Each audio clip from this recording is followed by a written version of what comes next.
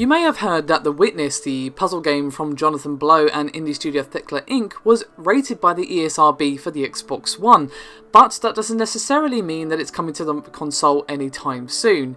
Now, of course, it's already confirmed for a release on January 26th on PS4 and PC, as well as a iOS version sometime after.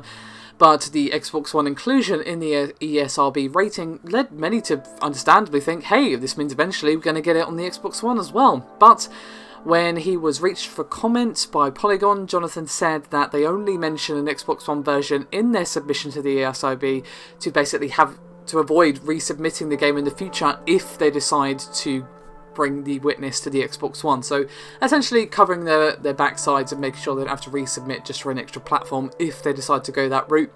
Jonathan himself said, quote, "We only put Xbox One on there because it doesn't cost anything, and if we were to want to do an Xbox One version later, we don't have to go through ratings again, but it is totally provisional.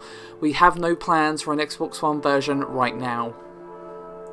So basically, they're not ruling it out, but judging from what he said, and Jonathan Blow's past of being a pretty blunt and honest person, and generally not being beholden to any red tape, this is probably the case of what's happening. But of course, it may just be a PR thing of, like, we can't confirm it yet. It could be either or of those things. I'm more inclined to lean towards the first one just because of Jonathan Blow's history, but either way, there is some small spark of hope for this coming out on the Xbox One, just we don't know when or even if. They might not decide to go down that route, or they might decide to go down that route some months later, you just don't know, but there is still hope.